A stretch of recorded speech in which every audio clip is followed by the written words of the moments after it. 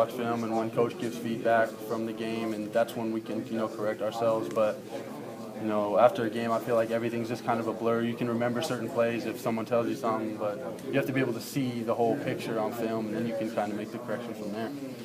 How about the end of that first half? I don't know if you've already mentioned it. What happened there with the handoff to Raymond? You guys drove down the field and things were clicking and going, and then all of a sudden, just that finishing execution. I'm really not sure. It could have been maybe I misstepped, or I'm not sure whose fault it was, to be honest. I'm not going to obviously throw Ray under the bus, and maybe it is my fault and I can take blame for it. And I was just very disappointed that really just can't happen before halftime.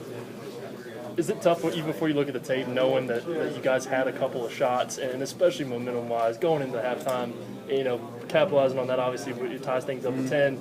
Is it tough to even think about something like that? Yeah, I mean, you just look at the lack of execution. You see the turnovers. Same thing last year. I feel like we were in the game last year too.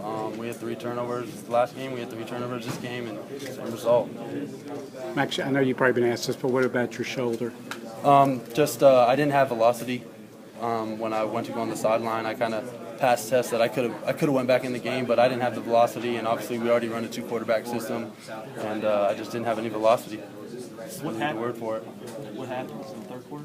I think it was like late in the third quarter. Just went through a pass in my arm, just going forward, and it just kind of got. I have to see it really. I think it was just when I got jerked. It wasn't when I got hit or anything. Just something, when your arm's going forward and the D line gets their hand up and stops you. I think that's what happened. I'm not totally sure. Can you talk about how